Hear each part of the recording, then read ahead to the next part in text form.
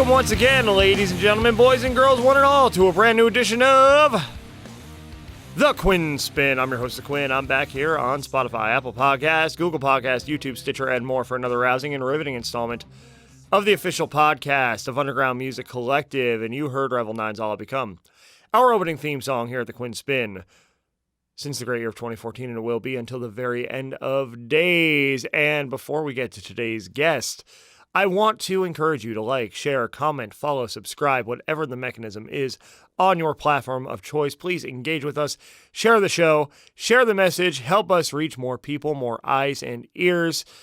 And if you like it, tell your friends. If you don't, tell your enemies, because they're going to like things that you don't. Anyway, today's guest is a very good friend of the show, very good friend of mine, Mr. Mike Roi, the frontman and chief songwriter of Roi and the Secret People, who are one of 8 acts performing with us at SteelStacks in Bethlehem, Pennsylvania, next Friday, November 17th, as part of Nashville Meets Bethlehem. This is Mike's 3rd appearance on the show, but the first in a few years. He's in a tie now for second place all time for most guest appearances, and we have a lot of catching up to do from pre-COVID times to now. So Mike joins us. Great conversation. Loved having Mike on, as always. You'll see me again by myself to wrap it up.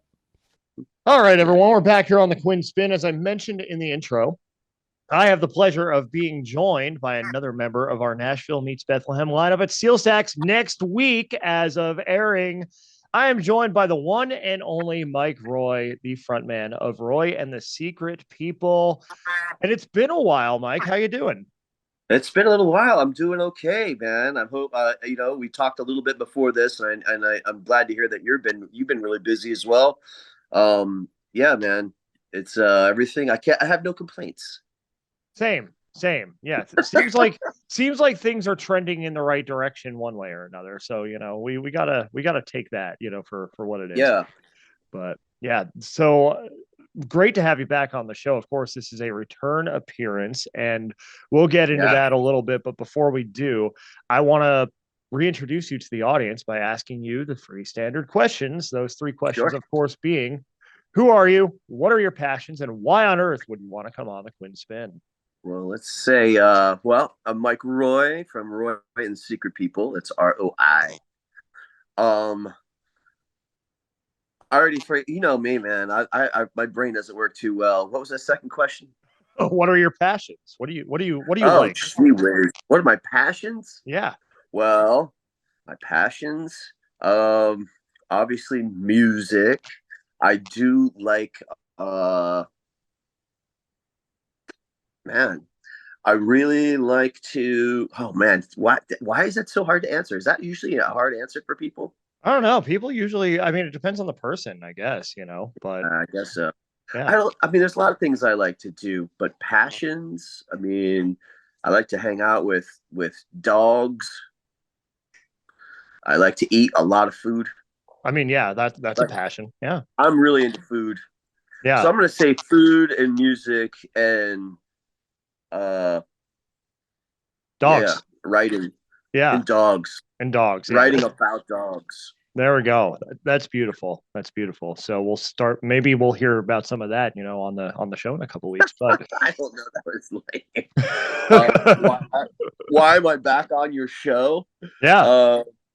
I don't know, man. I haven't seen you in so long, and you asked me to come on, and I'm more than happy to come on and reconnect with you, man. We used to do a lot of hanging out and hanging out and seeing music, drinking stuff. It was great back in the day. So it's just good to see your face, man. Back in the day, I'm back. Yeah, there we go. That's beautiful, and I'll be up there the whole holiday season by and large. That's great. Maybe hit up Pearly Bakers or something there one of these days and share some battle stories, but. Well, of course, we're going to tell the story of where Roi and the Secret People and where you are musically right now in advance of Nashville Meets Bethlehem. But fun fact as well, you, with this appearance, move into a tie for second place all time for most guest appearances in the history of the and with 3. So congratulations. Hey, thank you. I feel honored. Yeah. So one more and you'll tie the record. So, we'll have to. Oh, really? Yeah. Yep. The record is 4. It's Erin McClendon, who, in case you don't know, is a country artist here in Nashville. And she's been on the show a bunch of times. But yeah, so you're within 1 of wow all-time record. I do feel I feel I feel special. That's great. And they're nice and spread out too. Like this is the first time since 2018 that we've done one. So there's a lot to catch up on, of course, Oh, especially true. with especially with the band, you know. So Yeah. Yeah. since you were last on the show, Roy and the Secret People, of course, has kept moving on strong. But there Yeah. have been some lineup changes, some sonic changes as well. And Yeah. it's really exciting because I got to catch at Music Fest your acoustic set in the oven that is Lagerplatz. Yes, the oven is so hot in there. Oh my God. My sweat is sweating. Yeah. I remember coming up to you afterwards and you were like just like drenched in sweat because Yeah. that was like I think the hottest day of the festival too. Like it was toward the end. Of course it was. Of course. Yeah, Never and fail. it was so hot in there. But you guys burned it up on the stage as well. And you know, so people who maybe haven't listened to more in the Secret People in a while might notice some new elements sneaking their way into your music. So update Yeah. us on what's been going on with the band and what we can expect from your sound here. Well, I would say the update is we over the summer we released two singles. Mhm. Actually, at the beginning of this year we released a single, but over the summer we have two new singles we've been working behind, which are going to come off of a new record that we're working on. We did have a slight lineup change, Mhm. as usually happens at some point within the Secret People, which Mhm. is why it's the Secret People, and so we lost really good friends of ours, Jason, um, who was playing keys and the Moog and all that stuff, a great friend, and Craig, who was playing on drums, and he got married and moved away. Mhm. Um, and it was always such a blast playing with those guys. And so we had picked up Madeleine Elizabeth to kind of replace Jason. And so she brought vocals, violin, keyboards. She plays guitar, multi instrumentalist. Um, and with her on board, I reconnected with an old friend, an old drummer who I knew from the School of Rock. He was also teaching there as one of my fellow teachers when I was working there, and so he ended up becoming our new drummer, Pete Saccone, Mhm. and he is a very schooled, very talented young man, um, who adds a really cool voicing to his style of drumming, which was like a breath of fresh air, which literally changed, like you were saying, it changed our sonic template. Mhm. Um, and then at the beginning of this year, we lost Glenn. Unfortunately, he had some issues that he was taking care of at the time, and so he regretfully, and on our part as well, because man, we were all so close. He had to step away for an indefinite amount of time. So I ended up getting one of my best friends to play, AJ Siegfried, and so he's now our bass player. And again, he's completely different than Glenn, a different background of music, different style. So with him and Pete, it kind of just as a rhythm section, it really just focused in a lot more of a, I don't know, it's an avant-garde driving kind of a rhythm. Mhm. So it's yeah, I mean, everything was great. We just started writing, and then all of a sudden we started writing all this new music. And so everybody was like, morale was high. Mhm. Yeah. And And yeah, it's amazing to see what the new players add into the mix, you know, that gives a diversity to the overall catalog, to the overall body of work. And one thing I noticed at that Music Fest gig was Madeline's violin playing and the layers that that adds, you know, especially because that was an acoustic set, so it really had some room to breathe, and like it just added this whole new dynamic, you know, this whole yeah, new sense of musicality to things. And I think you played Sweet Maria pretty late in that set too, and that's where I yeah, really noticed yeah, it. And like everybody in that tent was like really hooked on that song and really hooked on all the intricacy and the interplay between the band members. So yeah, it's really fascinating to see, you know, where I left Roy and the Secret People when I moved to Nashville in 2018 and where the live show has come, you know, and how different it is, you know. And that's the yeah, beautiful part yeah, about having the Secret People is you can add different people into the mix, different sounds into the yeah. mix. Sure, sure. Um, Yeah, like back, I don't know, a couple of years ago or so, we did a show at the like Levitt Pavilion, and plus the other music fest shows. We would have Maddie come up and guest with us on like a song or two and play violin because it was just so cool. So it was just a really cool transition that she ended up just playing with us because she had already done shows, numerous shows with us as a guest. Yeah. So that was a very easy kind of fit. Yeah. So Yeah. Having somebody who could just slide right in, who already has the rapport, already has the chemistry, yeah, knows knows the the music, songs. knows the songs. Hmm. Yeah, because man, that's just like you. Every time a band gets a new member or something, you literally are kind of starting back at square one in a way. Hmm. Because then it's about really relearning some of the stuff with this new person, integrating them into where they're comfortable and they're not thinking anymore. And then the whole bonding experience of all the other personalities. So yeah, Yeah. so it's been really smooth, man. It's been really smooth with these new guys, and it's just been so much fun. It's like so much energy, just as friends and personalities, and um, we have so much fun together. Every show is like a great adventure for us. So Yeah. And that you need to have that chemistry, and the personalities need to mix well, in any yeah, dynamic, in yeah, any endeavor, you're only as strong as your weakest relationship, within the dynamic. true. This is And so true. yeah, so to have people that can just slot in there and not only musically pick it right up, but also, become are already so well integrated, not even become so well Yeah, integrated quickly, like that really bodes well and lets you, get to a point where you're not even breaking stride, right? You're just stepping out, yeah, as this different version of the band. yeah.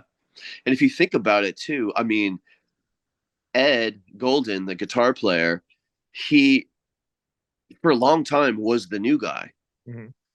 and now he's like, you know, he's like the old hat now because it's just him and I, and then like literally three new people. So it's been really crazy. It's been a blast so far. So Mm-hmm. um, yeah, And of course, with the new music, hitting the ground running with Golden, which was the first single in a while. that was You, the first. Yeah, in a yeah, while. yeah. You had the live album from Five Acre Fest, but then Yeah. after that, I think it had been until the release of Golden, and then it was Life Is Happening. So tell us about the new music and what you were able to bring to the table here after so long between releases. There was just a lot of ideas floating around, a lot of writing. There was a lot of songs that were started and stopped, a lot of songs that were kind of recorded and thrown away. Um, it was a very busy, and I want to say it was productive, but didn't feel productive for a long time, only because we really weren't solid on one idea to finish it through, and then everybody felt good about it and released it. So, kind of like in the way I think the universe kind of wiped the slate clean. Everybody came back in, and like I was saying, there was a new chemistry of especially the groove between the bass and the drums. But to say both of those singles did include Glenn on bass, because AJ is pretty fairly new, and that chemistry between the new players and stuff, they came together so fast. And in the studio, I mean, we recorded those songs like in like a day. I think we took like a day, maybe 2 days, just to like screw around with some things. um and we were super happy with the results, and we recorded over at Westwire Studio with Wayne Becker. um and that was a great experience as well. He's a really good, talented guy. Um and so yeah, so we just started. In fact, what's funny is Life Is Happening, the last single we just did, was actually we threw that song away. Really? Yeah. So what And made you so bring it back out? we brought it back out because we were bored. We were bored at rehearsal. Not bored of like, but I mean, we were kind of like slogging through all the material. Mhm. And I was like, you remember that one song? I forgot what we were calling it. I think it was called Hey Love or something, and the lyrics were different. And Yeah, we remember that. And I'm like, Pete, play that on the drums, and it just clicked. And I'm like, dude, this song, like, you're killing this song. You're making it into something that wasn't there. And so we kind of just took that, ran with it, finished the tune, went in the studio, kicked it out, put it out, and it's just been like blowing up for us on different radio and podcasts and Spotify and stuff like that. Like we shot a video. Well, no, not that one. We didn't shoot a video for. We're still waiting to shoot a video for that one. But yeah, it's just been a blessing. These two songs that kind of give us that shot of adrenaline that we needed. Yeah, and sometimes it helps to come back to something after a little while, like with Life is Yeah, Happening. Like fresh ears, fresh eyes. Like maybe, you were so in the weeds of it at one point, right? That like yeah, you weren't getting it anymore. Yeah, like it wasn't really yeah. clicking with It's you. true. Yeah, Yeah. you lose your way a little bit when you're beating something down. You're beating it down, and it's like, what did this song sound like anyways? Why are we so excited about this? Like, this is terrible. Right, But right. And then you come back to it, you're like, you know what? There is some good stuff to pull here. I remember yeah, when Dirty Heads released Midnight Control in 2022, they did like a track by track videos. And Jared Watson said about the song Indigo, which yeah, is my favorite song on the record, and I think the best song possibly in their catalog. It's fantastic. He's like, at first I didn't like Indigo. I didn't get it. Like we almost threw it out. It almost didn't make the record. But then I came back to it and started really seeing what was going on there, and it's this policey yeah, kind of vibe, like, and honestly, in my opinion, like that's the song that sticks out to me on that record. And I love that record as a whole. It's one of my favorite albums of all time, but I'm really glad they came back to it with fresh yeah, ears because like without coming back, without taking that pause and being able to step back in with a fresh perspective, like they might have missed out on a great moment. You guys with Life is Happening might have missed out on a great moment yeah, and all the opportunities that it's now giving you from just taking that break and then, coming back to it and reimagining what needed to be reimagined, right? yeah, yeah. And it's like we didn't really have to work on it at all. It was kind of just there. It just lent itself to these new people. It was a gift, and so it was a pretty cool experience. But yeah, so we're in the midst of coming out with a third single. We're a little more than halfway done as far as writing and pretty much recording a lot of this new record. So, but with any band, I'll tell you that you can project a date that it comes out, but who knows in the end. So we're trying to get it out.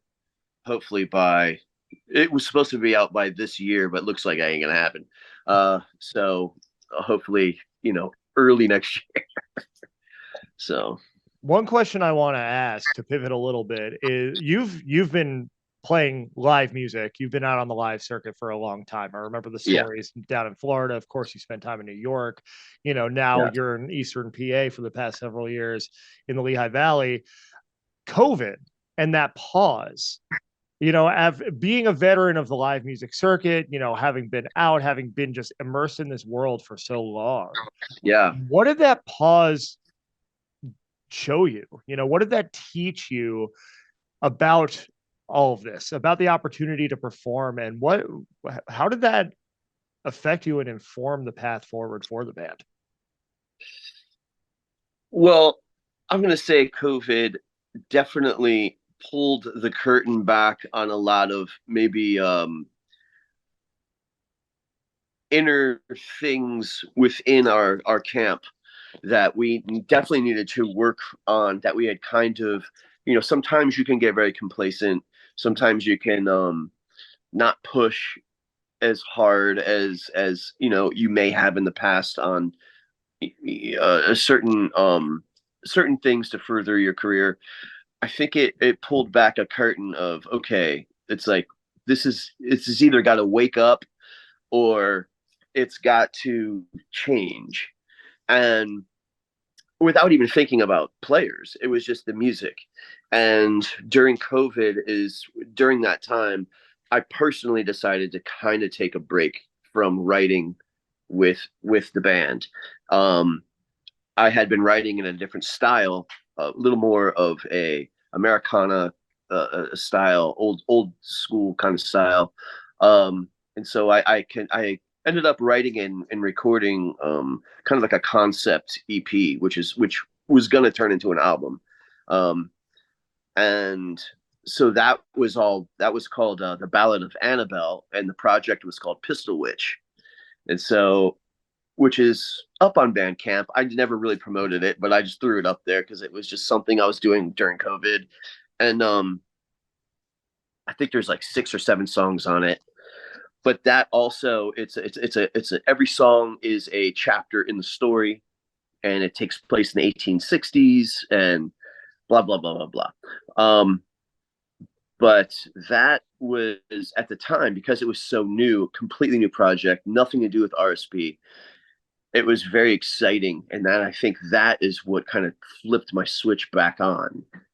So during the course of then the personnel changing, I was already turned back on and plugged in again into what needed to be done and to, push everything.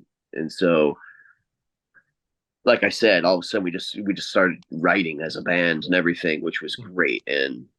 But I think that it was like the COVID, it sucked, but it also woke me personally up from what that same wall you're banging your head against, and it's the same thing every month. It's the same kind of gigs. It's the same way you're doing it. And, it just kind of like woke me up a little bit of, it's time, you can do whatever you want. It literally is. It's the Wild West. I mean, Yeah. Just like stepping back from a song and coming back to it, Yeah. stepping back from the daily grind and the way things are and what you're used to.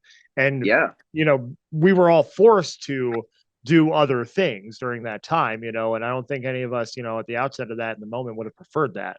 But the creativity that's coming out of that is palpable. I think across the board, people were inspired by that time, and we're still seeing the ways in which that occurred. And, you mentioned the Americana project, you mentioned Pistol Witch, and like definitely again during Lager Plots, when I caught some of that set, like there was that essence sneaking through in the music, and it had to do with Maddie's violin, but it also was just something else. It was something more ethereal than that. And Yeah. perhaps leaning on that time when you went back to the woodshed, and went into that style, like that's coming out in your music now, and that's coming out in these live performances, which at the end of the day, again, who wanted to go through that as we were going through it? Nobody. Right. But nobody. Those challenges, just like any challenge, it makes us better. It makes us more well-rounded. It informs the path going forward. Yeah. Right. Correct. Yeah. Agreed. So switching gears again now to next week, we keep taking those left turns. Next week at SteelStacks, Nashville Meets Bethlehem, our first event at Underground Music Collective in the Lehigh Valley in 5 years, pretty much almost to the day. The last one we did there was First Friday, November 2018. So we have a super exciting homecoming, all-star local lineup and regional lineup, or at least locally tied lineup. And what it is, it's a songwriters round. It's 4 acts on stage at a time. One plays a song, the next plays a song, the next plays a song, the next plays a song. Go back to the top. Everyone plays 4 songs. Those 4 come off. 4 more go on. Same thing. We have a wonderful night. Everyone's selling merch, packed house. Everyone's happy. And so it's you guys. It's Roy and the Secret People in trio configuration. The Beautiful Distortion will also be in trio configuration in the other round. Billy Bauer, Bobby Siegfried of Chasing Daylight, Bronte Fall, who actually is Nashville-based but went to Lehigh University. Nice. We've got Carly Commanda from Slingshot Dakota. Awesome. We have Chelsea Mitchell from Dirty Dollhouse, and we've got members of Tioga joining us as well. So many different styles, genres, showing the melting pot that the Eastern Pennsylvania region is music. So for you, as a veteran of the scene up there, as somebody who's been there and has been really a prominent figure in that region, what does an event like this do for arts and culture and music in the Lehigh Valley? I think something like this is definitely puts more of a magnifying glass on, because I mean, I know Billy and Carly and obviously Beautiful Distortion and those cats. And I think what this does is it kind of takes everything and puts a little bit of that, magnifying glass on the actual song, like the songwriters and the songs, and you're hearing them without, almost like as if they were written, like when they originally were written, because it's usually everything is broken down. And I think it's I think it's exciting to, especially the fans of those acts, to hear these kind of presentations of certain songs that they may have only heard produced on a record, or with a full loud bells and whistles live. And I don't know, I think this is just a very exciting thing. I mean, I've done a few of these in the past. They've always been great. We did one in New York City long time ago, years ago, and it was just like, it's everybody who's there feels like they're a part of it. You're able to listen to the words. You're able to, pick out the different nuances of, where the changes are and stuff, because everything is pretty much just open. You're not covering it with, a bunch of rhythms and stuff like that, which is cool. But, I think and I think a lot of the other acts around the area go, oh my God, there's actually somebody who gives a crap about, the people that write these songs. It's not just you're going out to see these bands just banging away, which is fun and we love it.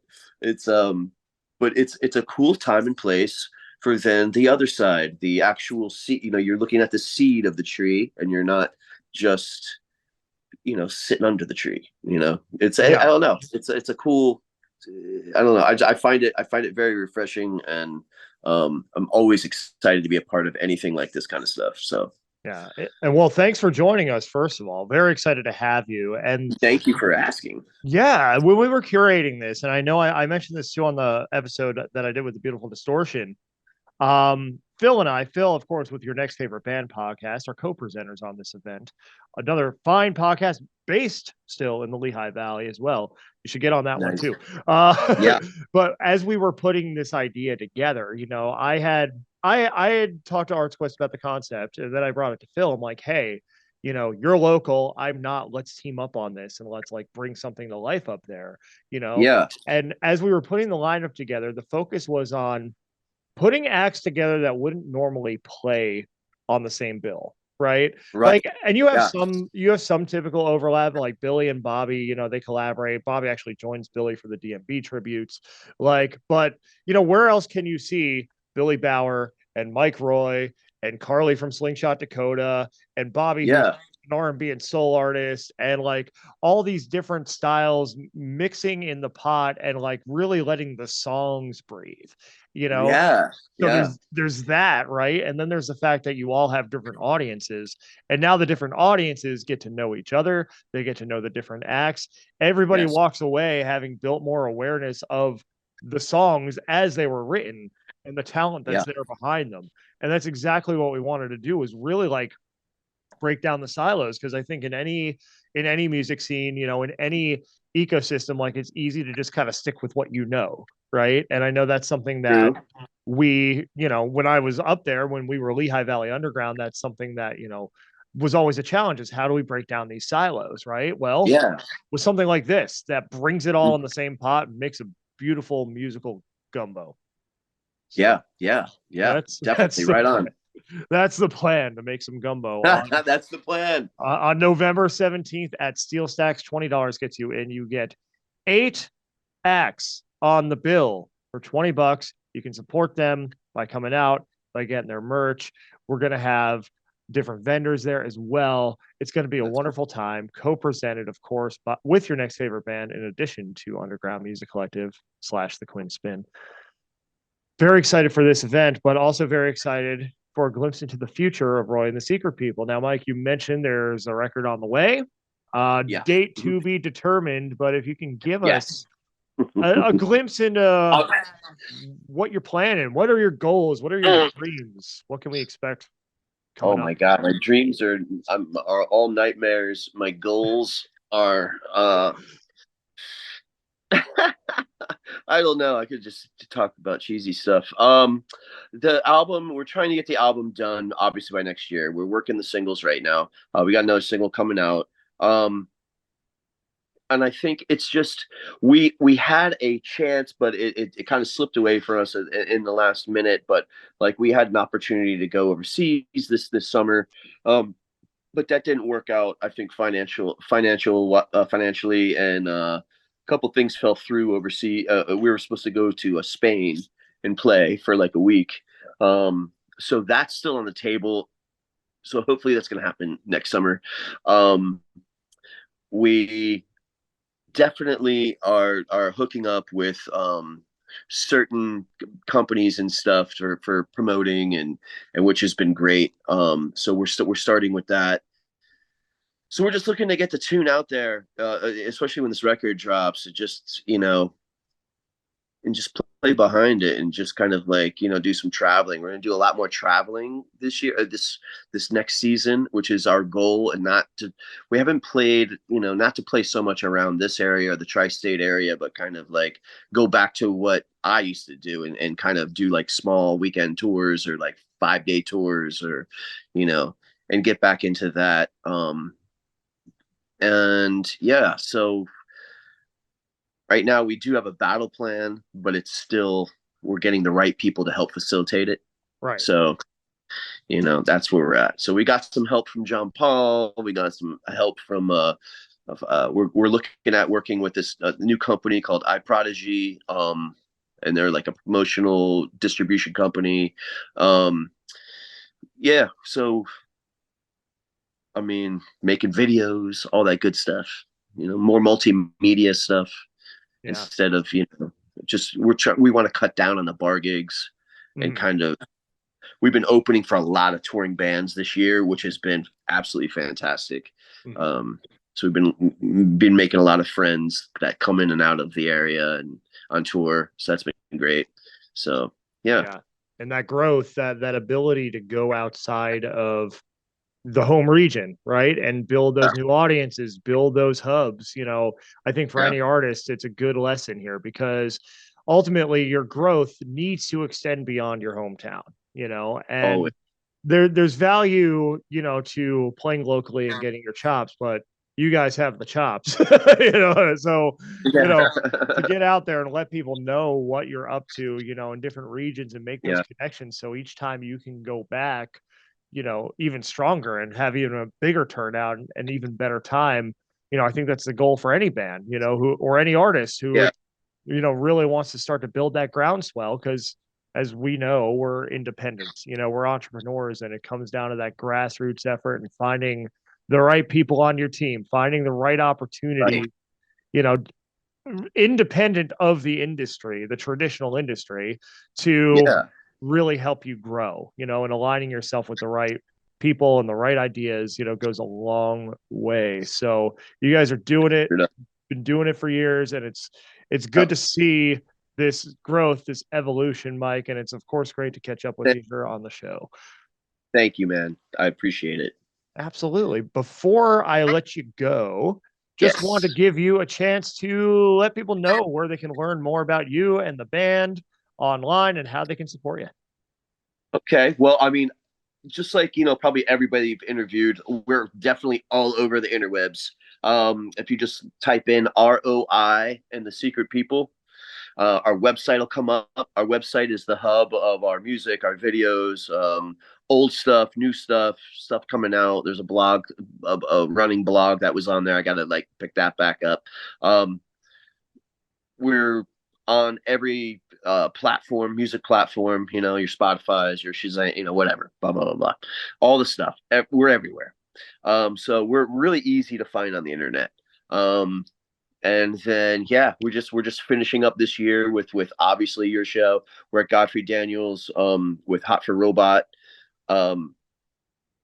We are then, I think we're doing a couple other things, and we're ending the year by opening for Scotty Austin at Artie's, and he's coming through, and I guess he was the ex-singer of Saving Abel or something like that. Yeah. So so we'll be playing opening for Scotty when he comes around, and that as of now, there's 2 other shows being talked about, but that's our last official show that we definitely have on the books, and that's like December 16th at Artie's in Frenchtown, New Jersey. So beautiful. So but go yeah. check it out and make sure that you follow Roy and the Secret People everywhere. And you mentioned Hot for a Robot. I just got to say, what a great project. And Alex Radis is just an incredible, Me and Alex versatile. talk so much, man. Yeah. In fact, they're joining us with the Scotty Austin show. So we played, I don't know, we played a few shows together last year. We played one show together this year, and we have our bands have become kind of friends. And Alex and I have always been friends, and so they're like one of our favorite bands. So actually to play together because we both fit each other like on as a full show so well, without sounding the same at all. But it's still it's very symbiotic, and they're these guys. Yeah, we'll probably play a lot more shows with these guys and next year as well. I think we have an Ice House show that we're working on. So it's all kinds of stuff. But yeah, they're a great band. They're literally, I think they're my favorite local band. They're incredible. They're incredible. And Alex and his solo stuff, that jazzier, like, more acoustic stripped down sound, like he's one of the most versatile songwriters up there in the region. And I think pound for pound, really anywhere. He's incredible. Love him. Yeah, absolutely. Yeah. Well, we love you here, Mike Roi. Thanks for joining us. Thanks. We'll see you next week as of air date, of course. And very excited. Nashville Meets Bethlehem coming up at SteelStacks November 17th. I'll be back to do my whole outro spiel in just a minute. Awesome. Looking forward. So there you have it. Mike Roi of Roi and the Secret People joining us. Of course, Roi and the Secret People, one of 8 acts on Nashville Meets Bethlehem, an all-local Nashville-style songwriters night at SteelStacks, Friday, November 17th at 101 Founders Way, Bethlehem, Pennsylvania, 18015. That's the zip code. You don't need the zip code for GPS. I don't know why people give zip codes for the GPS. You never enter it. You never need it. Anyway, that's not the point. Want to thank Mike for coming on. Always a great time catching up, and I can't wait to hear him and Roi and the Secret People and the 7 other acts we have on that show next week. This has been the Quinn Spinn, 2 N's and Quinn, 2 N's and Spin. You can find us on Spotify, Apple Podcasts, Google Podcasts, YouTube, Stitcher, and more. Also on Instagram at Quinn Spinn Official and on Facebook at The Quinn Spinn. Underground Music Collective, our central hub for all things independent music, creativity, community, and more. Find us on the socials. Of course, that's Instagram, Facebook, LinkedIn, X, YouTube. Follow the UMC 20 playlist on Spotify, and also follow the Nashville Meets Bethlehem playlist on Spotify. And go to umusiccollective.com, letter U, musiccollective.com, our central hub, online central hub. I said central hub already. I'm going to get out of here. Revel 9's All It Becomes going to take us out like it brought us in. Grab some muffins on your way out.